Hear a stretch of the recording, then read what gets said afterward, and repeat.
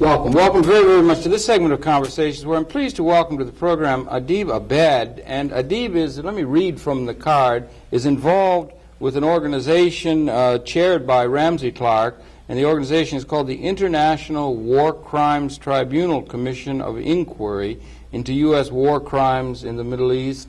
And a hearty welcome, Mr. Abed, to the conversation. Thank you. I wonder if you might, let's talk a little bit here. Could you tell us what the what's the charge of the? It sort of speaks for itself, but maybe you could talk a little bit to that issue, or the organization itself. When did it get started? What's it about?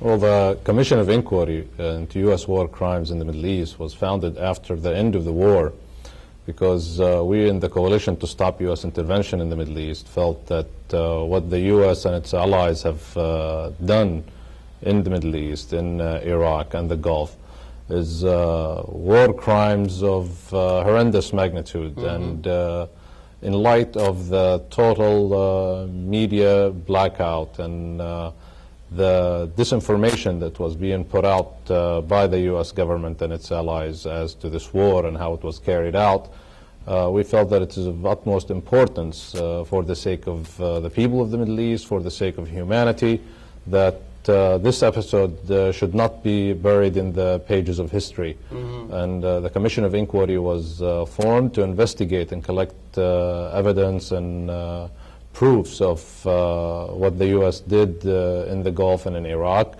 in order that a tribunal will be held, and this evidence will be presented to a tribunal where a judgment will be rendered against George Bush and those who are involved in planning, executing, and carrying out these atrocities that has been committed. Yeah, it's a little difficult to call it a war. It was such an unbalance in terms of, it was more like, some people have called it a slaughter, a turkey shoot, and some of these terms that were used by some of the people celebrating the death and the death of maybe 150,000 people and the destruction of the infrastructure of a country. It's a little hard to understand how people can be so celebratory about such an operation. Well, really, there is nothing to celebrate. Yeah. Like you said, there was no war. When we compare the Iraqi people and the Iraqi armed forces and their armament with that of the U.S.-led coalition, the technologically advanced and using the latest in military technology that has produced, it was a slaughter. And the term turkey shoot was used by U.S. Air Force pilots themselves, referring to the massacre of tens of thousands of Iraqi soldiers and civilians who were fleeing and withdrawing from Kuwait on the stretch of highway from Kuwait to Basra, 60-kilometer stretch, where about 4,000 vehicles were totally destroyed, and not a single survivor left that area to even tell about it.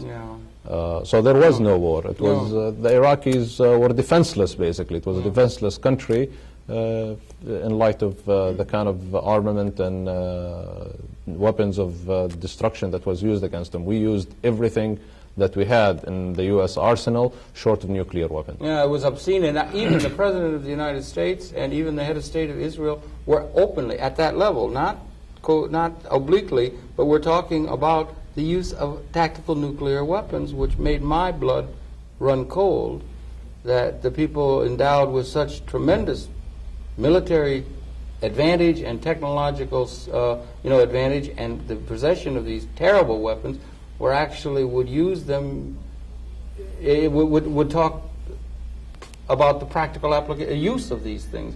Just absolutely was amazing. Well, the U.S. responsibility of it. had and has till now probably roughly about 500 nuclear warheads in the region. And for the first time we hear the President of the United States, the Israelis, members of Congress advocating the use of nuclear weapons against the people of Iraq, when there was absolutely no need for that.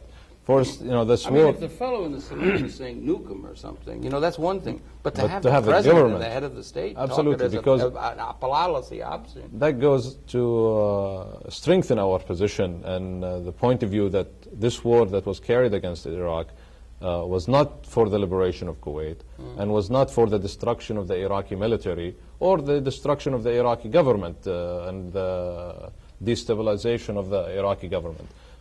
Because if that was the case, prior to the war, Iraq made several offers to withdraw from Kuwait, and the U.S. refused to negotiate on any of these terms. They always put new conditions in order to humiliate the Iraqis to where they will not be acceptable. Then after the Iraqis agreed to the withdrawal from Kuwait after the bombing was initiated, they were slaughtered on their way out of Kuwait. Also, the targeting, the deliberate and premeditated targeting of civilian infrastructures. On our visit to Iraq during our stay, we've witnessed some facilities that were destroyed that has no resemblance to military or were not in the proximity of any military institutions. And I will give you examples. Outside of Baghdad, there is an area called the Taji area that's about 15 minutes outside of Baghdad. It had one of two frozen meat storage facilities that supplied the entire country of Iraq. Its capacity was 14,000 pounds, 14,000 tons, I'm sorry. And this facility was bombed 3 times, 3 different occasions. Good Lord. In order to prevent it from ever being rebuilt. And the other facility was around Basra. Both were destroyed. Frozen meat storage and distribution center. We saw the destruction of electrical power. The total destruction of all electrical generating power stations in Iraq.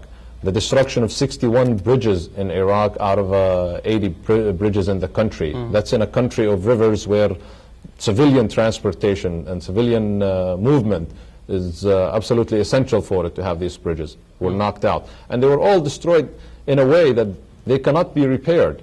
A bridge will be hit in both ends, and sometimes both ends and in the middle, to make it impossible to rebuild. We witnessed people in Iraq with gasoline shortage. This is in a country that's an oil-producing country, an exporting country. All their major refineries were destroyed. Medical laboratories, hospitals, medical facilities were bombed for no reason whatsoever, clearly marked as such. The targeting of civilian population, civilian centers, the shelter in Baghdad, the Amriya shelter.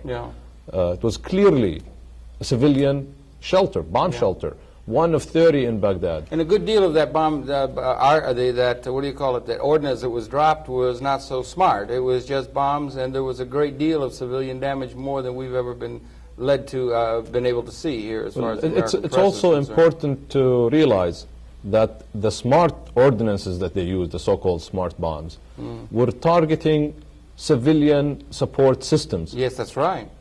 Even the smart bombs. They were not targeting military. When I saw communication facilities, civilian telephone and telex communication buildings that were taken out, 2 and 3 times were bombed by the so-called smart bombs. The Amriya shelter was bombed with a smart bomb.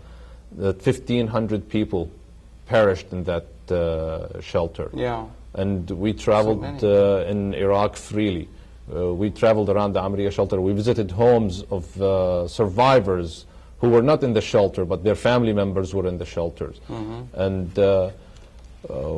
we talked to them, and they all were very clear that the U.S. intention in this war was not the liberation of Kuwait, was not the destruction of the Iraqi military, but the destruction of Iraq as a civilization, as a culture, as a nation, to break its will, so it will not be an independent nation that's able to stand up for what it conceives to be its interest, independent from U.S. interest and U.S. policy. That's right, and that would be a lesson to any of you other people who might think to be able to try and stand up in a sovereign manner against this great power in the great New World Order. And those are, and add up to, war crimes by any definition of the term, right? Absolutely. The targeting of civilian population is a war crime.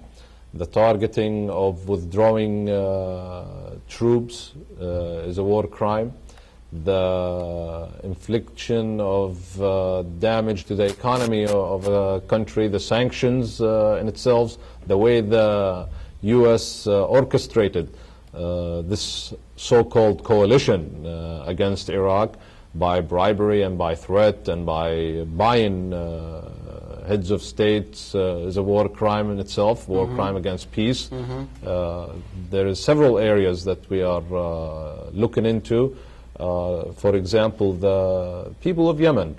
The people of Yemen have suffered tremendous damage. Outside of the UN, when the U.S. boasted, that the Yemeni vote in the Security Council not to go along with the United States resolution, they said this is the most expensive vote that any country has cast. Yes, right. Like some cost mafia Yemen boss here. $380 million. The blackmail or attempted blackmail in Jordan. So if you don't fall in line, there is $50 million in aid that will not be forthcoming. Yeah, subverted that organization from saving us from the scourge of war to becoming an instrument Exactly. of war. Yeah. The people of Yemen, direct result of the U.S. intervention in the Middle East, 950,000 Yemenis were expelled from Saudi Arabia and sent back to Yemen. Yeah. The impact on the economy of Yemen is estimated to be $30 billion. The effect on the Palestinians. The Palestinian community in Kuwait numbered 320,000 strong.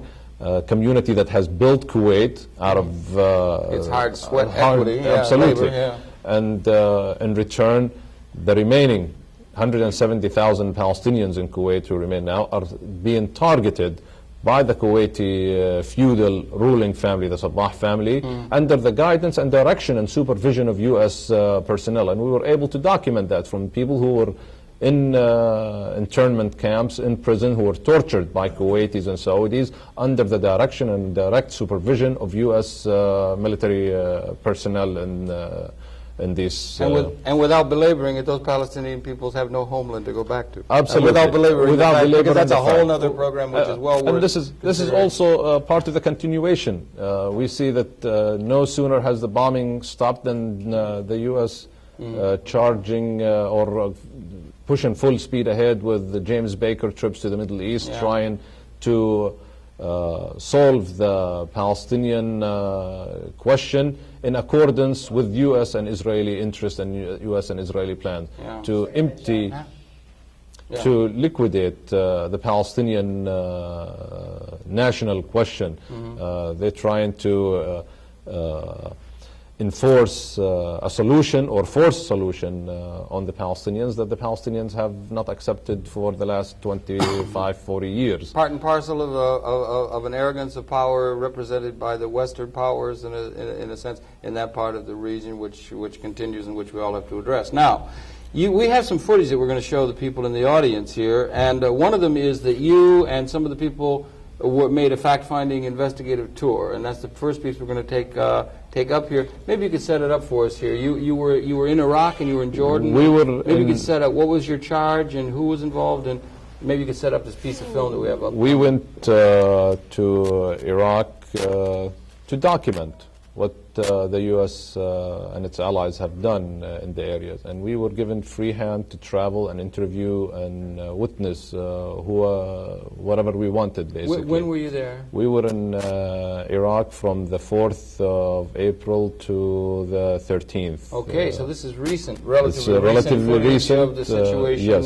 that the Iraqi culture has been suffering under. Yes, yes, it's relatively recent, and we have seen horrendous damage, and I'm sure the footage that you will show will probably be a small sample of what we have seen in the 11 days we spent We'll there. only be able to show a few minutes of what it is, but in general you're documenting the destruction, and in a part this is helping to form the basis of the claims that can be made that there have been war crimes committed in that part of the world by the United States. This is the objective of our mission. Also, we want to bring it out to the people. Yes, indeed.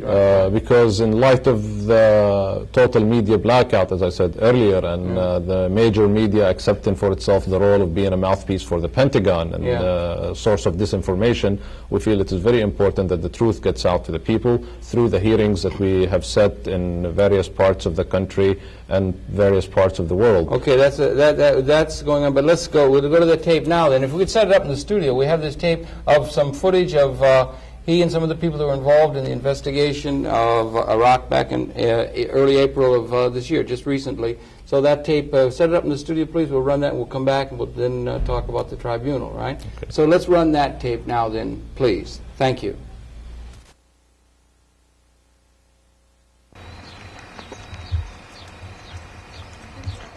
In the house to my left was a room where there was a confines, two basements, this is the bomb crater.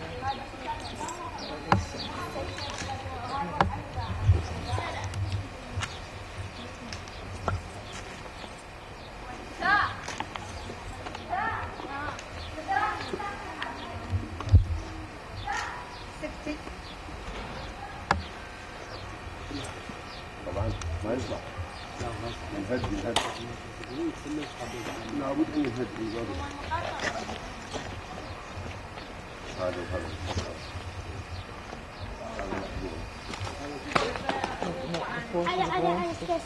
Yeah.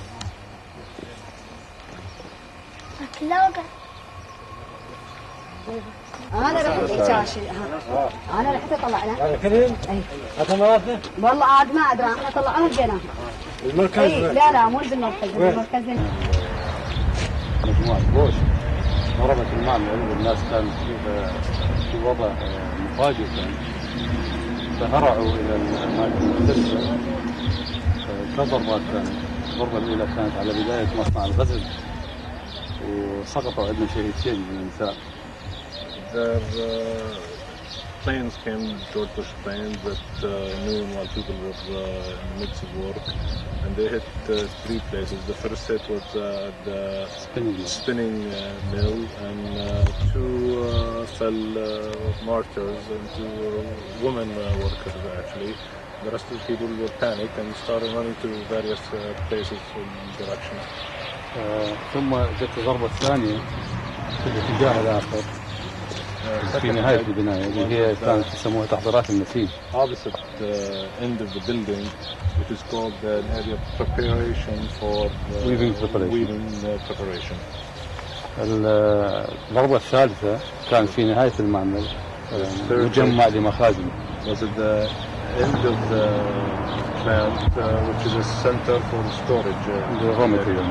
For raw material. فسنشوف نراويكم الموقع مال الضربة وبعدين صار بجانب الشهيدين عندنا 16 جريح من النساء والرجال. Besides the two killed women that were killed, there was 16 others who were wounded, male and female. Now we will go inside to look at the damage that was done in the plant. وكما تلاحظون هذه بعض من آثار القصف اللي كان. Some of the material they use for the production needs.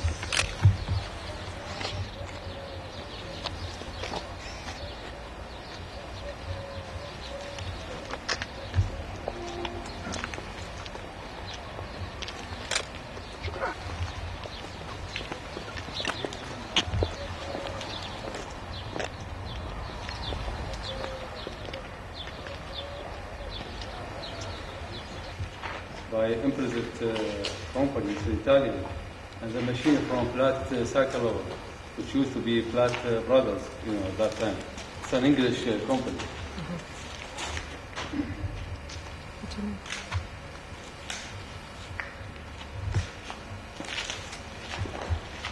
This is the room where the women were working, and they were sitting right in the middle of the room. When the bomb hit, this was the area of the direct hit, and this is where they got killed. How many? 2 women died immediately. 16 were wounded.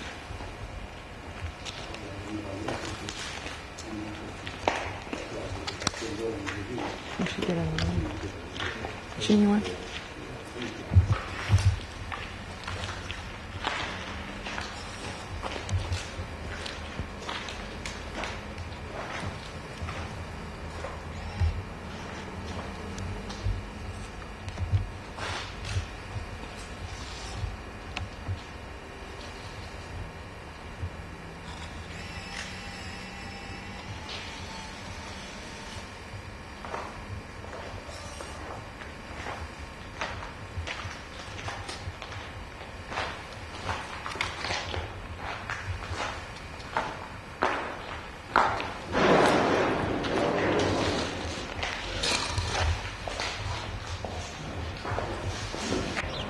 What effect has the American sanctions had on this factory? Well, they burn, first they burn the raw material, they damage the machine. We need a lot of work to be done here and, a lot of money to be spent, foreign currency as well. Are the materials and machinery that you need prohibited under the U.S. boycott? Yes, it is. How many people are out of work now because of this bombing and the sanctions? Well, 2,800 people that are out of work now. And they need the job, very much. And this is need to be done very quickly. How many women work in this plant? 450.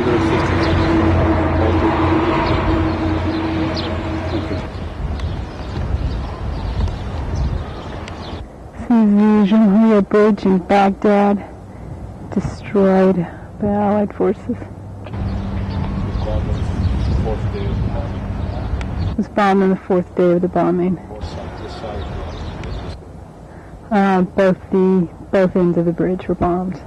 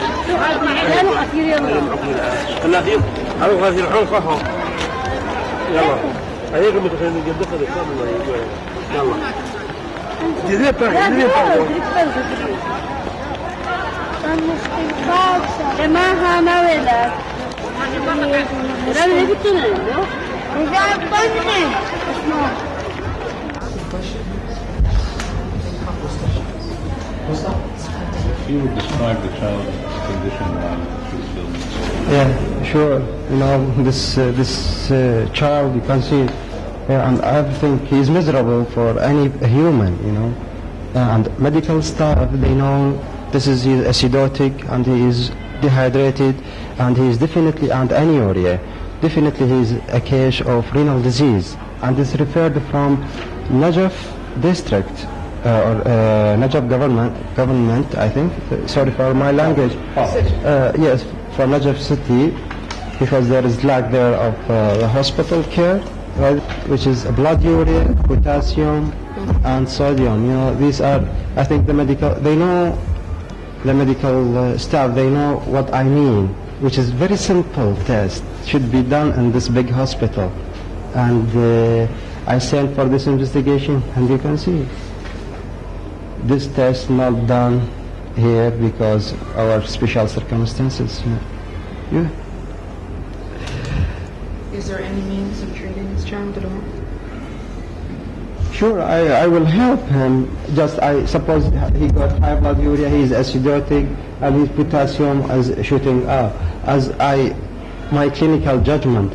But still we should have a document. We are living, what century we are, and what hospital we are at previously. We don't want to work better than the last year or last 2 years. We want to work the last year at least, Just he is miserable. I surprised how can I see him? I think. How many children do you think have been affected by the lack of medicine or indirectly affected by the electricity? How many children may have died because of They this? have a lot. There are a lot. Believe me, every day I met with many cases like this baby. Many cases. We have the engineer who's in charge of the machinery of the plant. The destruction of this place, is there any way it could be repaired? Yes, it could. It's impossible. It's because all the store damage. and they cannot, if they want to build it from start, from beginning, another one. It has to be rebuilt from scratch. Whatever left standing up must be torn down. There's nothing actually standing up except maybe a couple of feet of concrete base, and that's it. When they hit this place, how many people were there? Can you wait till I... You want to get some video? Yeah. Okay. Who built it? Was it what kind of companies that built it? It's built it by a France company, Sodatic company. So it actually was built by the French, so they knew exactly what it was capable of storing. Yes, that's right. How many chambers inside this storage house? 4 chambers. And what was in them at the time of they were hit? شو اللي كان فيها وقت الضربة؟ Kitchens and freeze meat, frozen meat. Chicken and frozen meat. هاي المخزن هو بالأساس للمستشفيات وللمدنيين؟ المدنيين وجميع المخازن الأخرى الاستراتيجية. هذا This is the, you can say, the first store in Iraq. And from all the stores keep here, after they take it from to another stores. It's a distribution center actually. Yes, you can say like that. And it's mainly for hospitals and civilian supplies, the hospital system in Iraq. And all the peoples in Iraq. Shukran. That's point film. That's really very, very, very interesting. It must have been. Had you had much time over there yourself before in Iraq, or was that your first time, or have you had much experience there yourself personally? No, not in Iraq. No, in Iraq, yeah. But I know of Iraq. That was one of the most highly developed third world country and an Arab country that depended very heavily on latest inventions of technology. Yes. And in terms of their infrastructure, civilian life. Iraq was a country that was totally electrified. Yes. It had made great strides in medicine. It had hospitals that were renowned throughout the Arab world, and people would seek medical care and treatment in Iraqi hospitals. Oh yeah, I think people don't realize it. In a certain sense, that there are many. While there has been some ruthlessness against political opposition and that sort of thing, there's been a great deal of progressive things that were done there. The women participate very, very actively in a very advanced levels in the society and are encouraged to do so. Healthcare, education, they obliterated education is practically free. Healthcare is also practically free to all segments of the population. To everyone, not to just a select group. To everyone. We went to pediatrics hospital in Baghdad, and we asked, how much did this hospital used to charge for patients?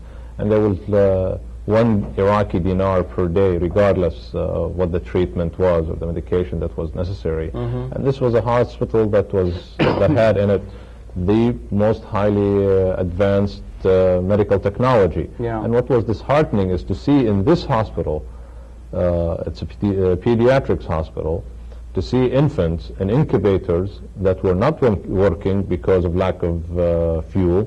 It was operating on part-time basis on generator, fuel power generators for like 8 or 12 hours a day.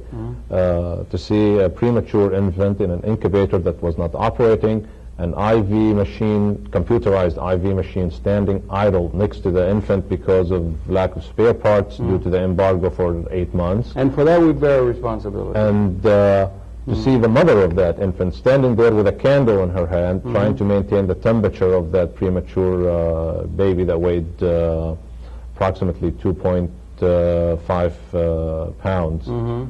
Who's responsible for that? We are. Absolutely. Yeah, we are, Absolutely. and we have to face up to it, although the most, as you're well aware, taking this David and Goliath kind of role, as it were, in a certain sense, is that, people are still celebrating this victory. I guess people who do not feel a sense of, there's a great alienation within our own society, there's great injustice, people feel in a certain sense impotent, power is very concentrated, and if they get a chance to feel some sort of positive something in their lives, they'll really jump at it because there's so little positive within their lives. but people have been able to react so xenophobically and celebratory of this so-called victory of the United States is a mystery to me, and yet, as you're well aware, it does go on. This War Crimes Tribunal and the gathering of the kind of information you did, other people in the international community that are gathering this kind of information, it's an international event, is in a certain sense in keeping with the spirit of Bertrand Russell, who, among others, started and raised the issue of war crimes committed by the United States in Vietnam, yes. a syndrome which we've not yet licked, despite what Mr. Bush said. Absolutely. It's in that tradition. It's in that tradition and that spirit, and when George Bush talks about we kicked the Vietnam syndrome, what I take that to mean is that now we are able to kill more people in a shorter period of time, and if we need to get into a conflict to serve the interest of the chairmen of the board of few large corporations, that will just go in massively, quickly, inflict the heaviest toll possible of death and destruction in a third world country, and will get out of there quickly. This is what he means by kicking the Vietnam syndrome, is that we should have went there a lot quicker, more massive, killed more people, and got it over with. Well, that's for people who want to think, and most people do. The Germans used to go to war with Gott mit uns on their belts, and other people feel that their society represents justice and truth and good in the world, and certainly the United States feels that. It is a little bit disquieting, countries, this ethnocentric view, it is disquieting that the country that has such an overwhelming technological advantage in terms of forcing other people to their will in a certain sense, as it were. They have this advantage and capability with their smart bombs and their weapons, and they can, it's like beating up on that fellow in Los Angeles. The police beat up on a fellow with clubs and so forth. And for people to cheer that kind of an attitude and capability is hard to understand. But it's a little bit, it's like an arrogance of power that is being expressed. To celebrate it. Absolutely. It mystifies me.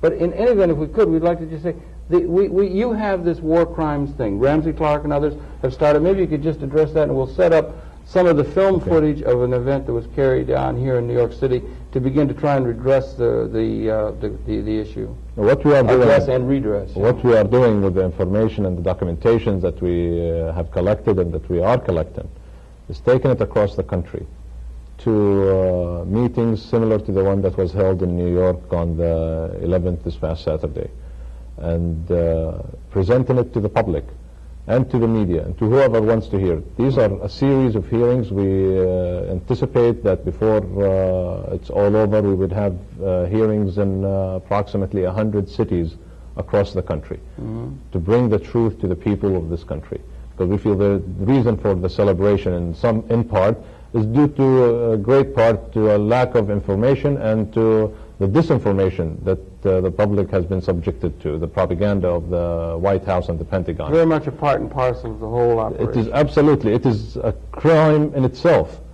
to keep the people in the dark and to send out the disinformation that they have sent out. And I'll give you a small example. When they bombed the Amaria shelter, the Pentagon claimed that it was a command and control center with 15-foot thick walls.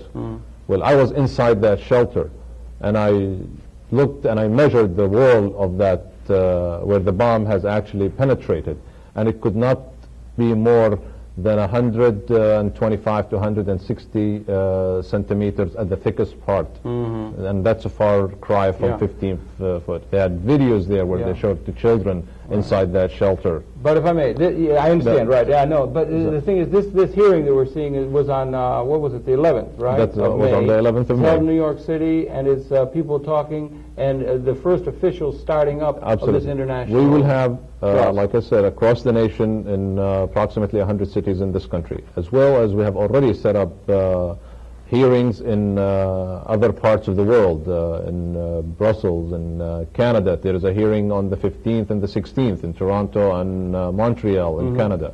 We've set up hearing in Amman, Jordan on the 26th of July. We have hearing in Cairo, Egypt in the beginning of August. We have hearings in Madrid in Spain. Okay. What we will do with all of this information, once it's all collected, it will be presented to a panel or tribunal of judges to where they will render their judgment. Okay, fine. We can talk about that at the very tail Okay. section, but as it is then, what we're going to be looking at is tape that is from this first official kickoff, as it were, in an official context of the War Crimes Tribunal that was held in New York City on October 11th of 19, is that right? No. May 11th, sorry, May 11th of 1991. So we'll show some of that footage then, and we'll come back and round this out. And again, your pleasure is to have the perceptions of Abdeen Abed. And let's set that up in the studio now then, the piece about the War Crimes Tribunal, May 11, 1991, New York City. Thank you.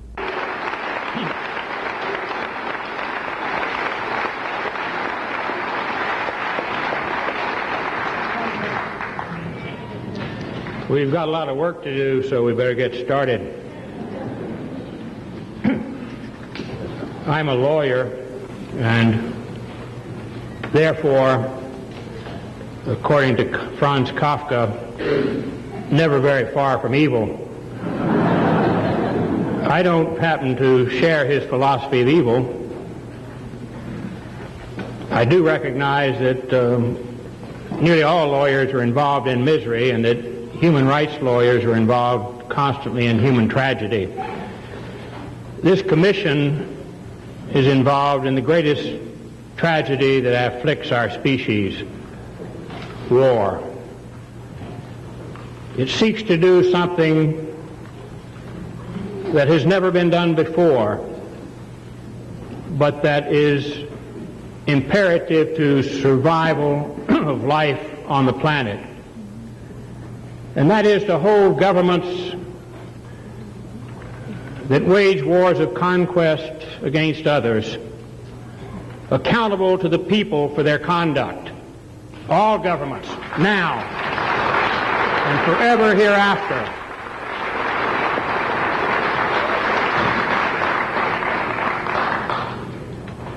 If the citizens of Greece had had the vision and the courage and the compassion to do it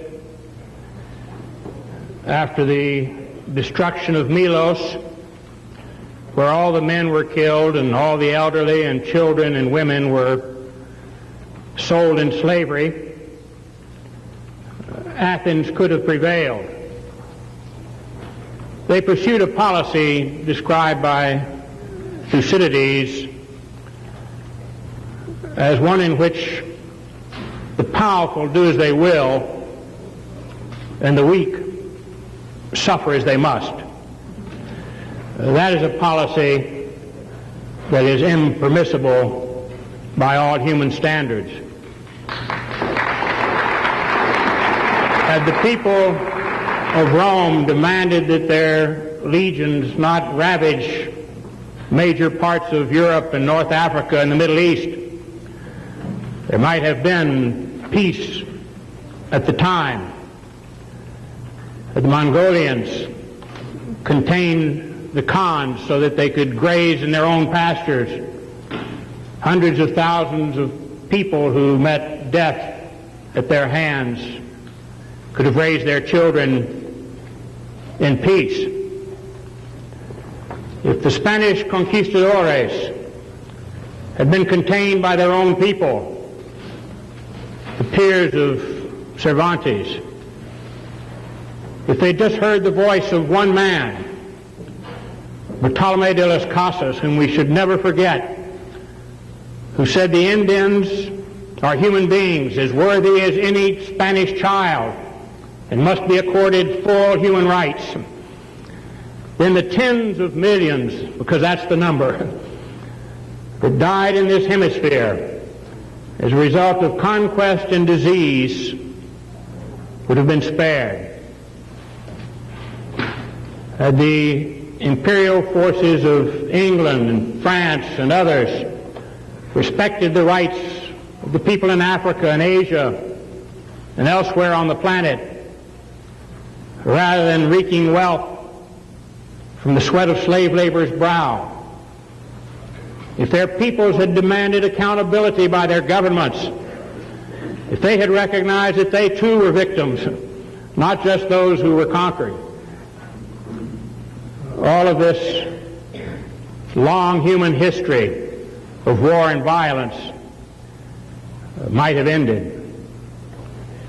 Now we see new threats to life. The use of technology against life. And we come to a moment when it is absolutely imperative that the peoples of this planet hold accountable the great powers using technology against life on the planet who destroyed Iraq and threaten every poor nation that exists today.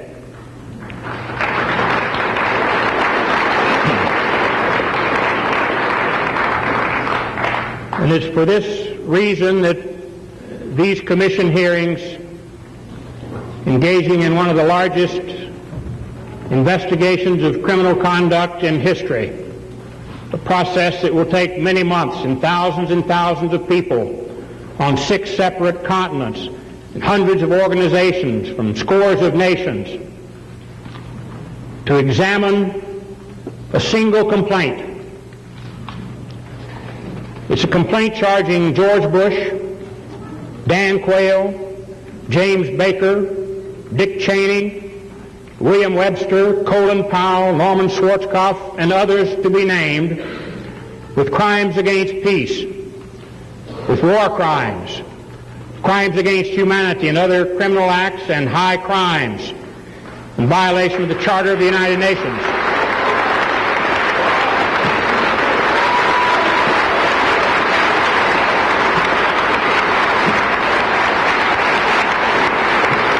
International law, the Constitution of the United States, and laws made in pursuance thereof.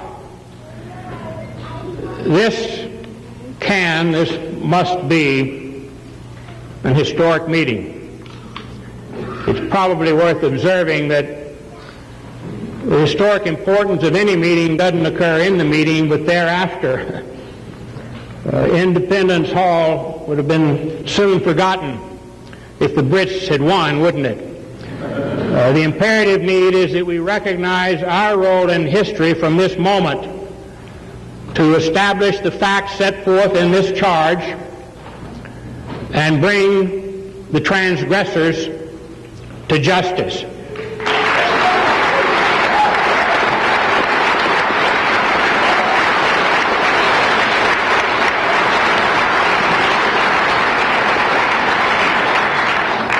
The charge is initial because the investigation, the commission of inquiry, is a process, as all quests for truth are. In a sense, never ending, but we've allotted ourselves 6 months and more if it becomes necessary to find the essential facts supporting what at this moment are 19 charges of the highest crimes that can be committed against humanity. There may be more charges as the evidence comes in. There may be alterations and modifications of some of the existing charges. But each of us, as a citizen of this planet, have an obligation to take this complaint, to master its substance, to see what the evidence that is needed is, and make sure it is provided in hearings going on all over the world during the next 6 months. Let me describe the charges briefly. It's what any prosecutor does. I'm a lawyer and therefore never very far from evil. In beginning a grand jury inquiry or the voir dire for a petty jury in a criminal trial. I won't deal with each of the 19 charges because you'll be hearing about them all during the course of the day and the days ahead. But we must never lose our focus on the charges. The first 2 have to do with the most tragic crime of all, the crime against peace, the causing of war. There are no war crimes until there's war. And in that sense, preamble to every war crime is a crime against peace. We charge, and we have substantial evidence, and we're seeking more evidence, that George Bush and others, beginning sometime in 1988 or before, deliberately began a course of conduct intending to provoke actions by Iraq in the Persian Gulf that would justify a military attack and the destruction of the military of Iraq and its civilian economic support system. We charged that between August the 2nd and the 17th of January, 1990 to 1991, that George Bush and others systematically and in concert engaged in activity intended to bring the conflict to a violent conclusion by destroying Iraq. There was never during that period, according to the evidence we have and the evidence we expect to accumulate, any intent of negotiation, any intent toward peace, any intent of compromise or face-saving. As the President said so many times, there'll be no reward for aggression. Panamanians ought to pay attention. The charges 3 through 8 deal with the heart of the violence that was inflicted upon Iraq. It's awfully important that its nature and its many aspects be clearly understood. This was not really a war. This was the use of technological war materiel to destroy a defenseless country. We can talk about the billions of dollars of arms that the United States and others sold to Iraq, but it takes only the most casual investigation of what happened over there to see that none of them afforded that nation any chance to really defend itself.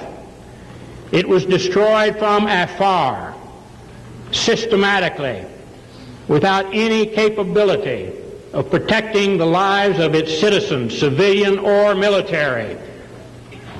All you have to do to recognize this is look at the casualties. The United States is responsible for the deaths of at least 125,000, perhaps more than 300,000 by now, human beings living in Iraq between August and March of this past years. Okay, well that gives a tenor, and there was a great deal, and that thing went on all day and into the night, and it began to really get a start. We're taping this, if we may say so now, on May 15, 1991. I think Ramsey Clark himself is up in Canada now, today, right? Yes. And as they say, that this is just, as it said in some pieces of that tape, this is just a kickoff to this, right? Just the beginning. And you were talking some about it before, but this activity, this information gathering and so forth, is going to be going on in many other parts of the world, right? It's going to be going on in the States and other parts of the world, because many other countries in the world were affected by this aggression against the people of the Middle East and against Iraq, either directly or indirectly.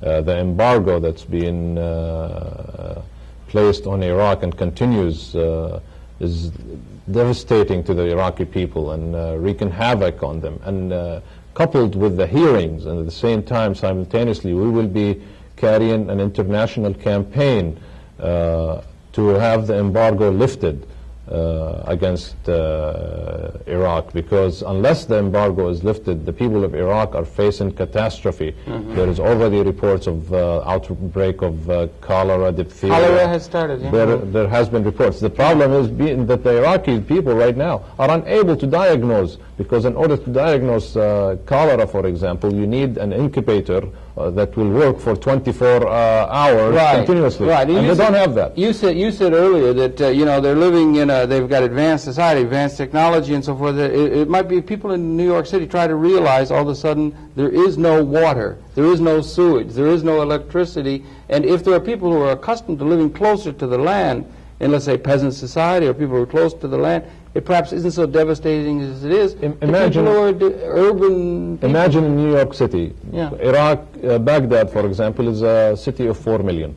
It's totally dependent on electricity and communications and the latest in technology. Imagine New York City without electricity, without transportation, subways, buses, all of it not working. No communications. You can't make a simple telephone call. While we were in Baghdad, the only communication outside of the country was on some of the media, one line for CNN.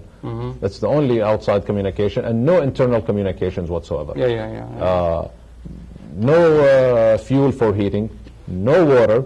You have to get your water from the river. It's contaminated. You don't have fuel to boil that water in order to make it potable so you can drink it. We'd have to walk over to you the East River and You have to walk over to the East River, get water, then walk over to some trees and chop some branches to light a fire, to boil and to cook. You have to make your own bread at home. This is the kind of that's perhaps an appropriate thing, because there was a great urban and much of the disaster that has followed afterward must be laid in our hands. And it's not only Iraq, if I may say so, but it's also that a great deal of the world has an interest in this, because once we get over, perhaps as a nation, the initial almost childlike kind of or teen I scored high on the video game syndrome of thinking or something of that sort, if it begins to seep in of the human catastrophe that's been delivered down and the implications of this bully boy attitude, police brutality attitude of this that is expressed in that, and the implications of how that got started and all of the questions, it's a very large question that doesn't relate only to Iraq, but the whole of the rest of the world, who would be, in a certain sense, subject to the unwanted power and arrogance of these United States. Sure, there is real fear now in third world countries. Oh, absolutely. If they dare to stand up for their own self-interest, apart from what is conceived to be U.S. interest or U.S. administration interest, because they have the example of Iraq. And that's the message that's going out. Either you fall in line or you're next. We'll do to you what we've done to Iraq. Right, and that can't be allowed in a certain sense. That kind of intimidative, almost quasi-fascist kind of a thing can't be allowed to be able to become the mark of the world. And if there's an organization and people and organizations that's trying to educationally understand this, bring it all together, it's let's give our applause to Ramsey Clark. God bless him for the work that he's been doing, not only in Grenada, Panama, Libya, and other places where that arrogance has been demonstrated, but now most decidedly and most pointedly in this case of Iraq. And it's a focal issue for all of the world. The future of the way in which the world is to be operated is not only Iraq. And I congratulate you all tremendously on the work that you've been doing. And thank you very much for bringing in these films and sharing them with us. Thank you. I would remind you again, and thank you for coming in. It's been a great pleasure talking with you here on camera. And it'd be a pleasure for you to have the perceptions in of, again, Mr. Abdeen Abed. And again, I want to just read it off the card. It's the International War Crimes Tribunal Commission of Inquiry into U.S. war crimes in the Middle East. And it's been your pleasure to have some being brought up to date on these very, very relevant activities that are going to become ever more so as we move into, let's hopefully, a more peacefully oriented and world order that is characterized more by justice than by the brute force of military power. It's been your pleasure to be able to have his perceptions. We in Conversations invite you to tune in again next week. We'll be coming back in. That's it then. That's it for this section of D. Once again, thank you very, very much for coming in. Good night. Thank you. Good night. We'll see you next week.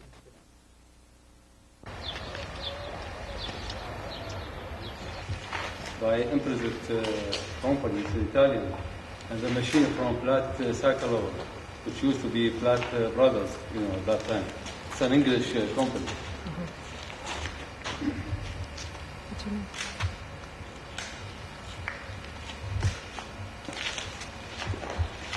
This is the room where the women were working, and they were sitting right in the middle of the room when the bomb hit.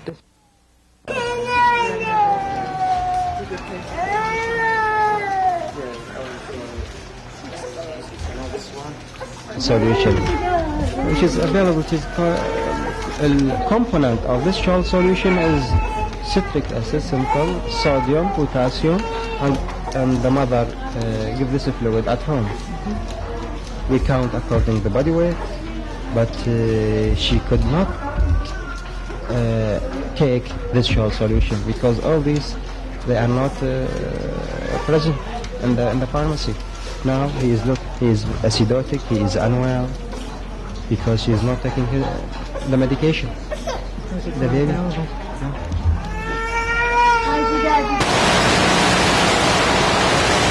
Of experience here, because we see many It's a very babies. famous hospital. Yeah, and it's a very famous hospital, because really we are doing our best. We are working, I think the last year, I think it's out of the subject, we were working for more than 18 hours a day in a 24 hour.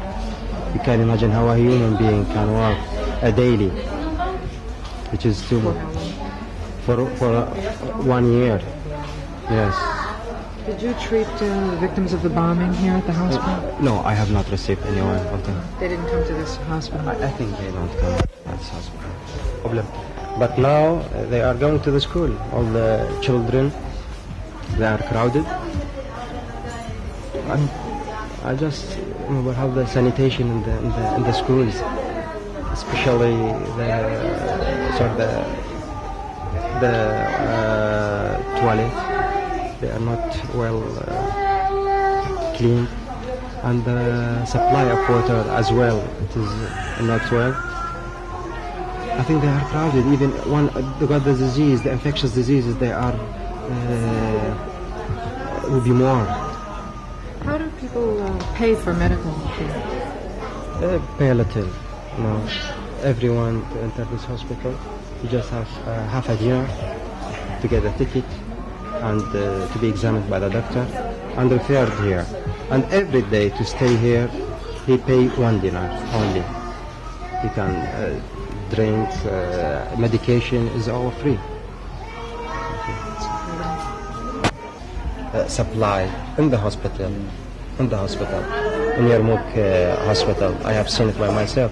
And it is working. I think the capacity of that factory or to supply the oxygen is little, because there is a premature unit there in Ghani and obstetric at that hospital in Yarmouk. We have as well, there is some lack of oxygen supply, and we take from Yarmouk hospital.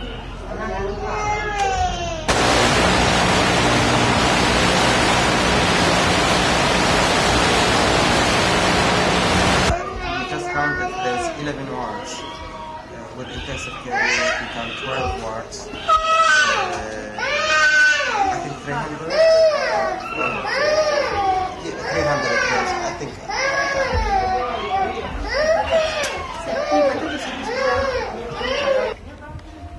And we transfer the baby to the neurosurgical Hospital. At night, small generator. X-ray cannot work by that small generator.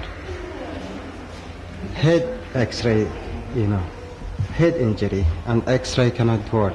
CT scan, we have only one CT scan in this big hospital, or in the Baghdad working. And the generator is small and cannot, the CT scan work at that time. And the baby is unconscious. He is my colleague, he's a doctor as well. And the CT scan cannot work on that small generator. They done operation for burr holes now for the brain, because they suspect there is bleeding in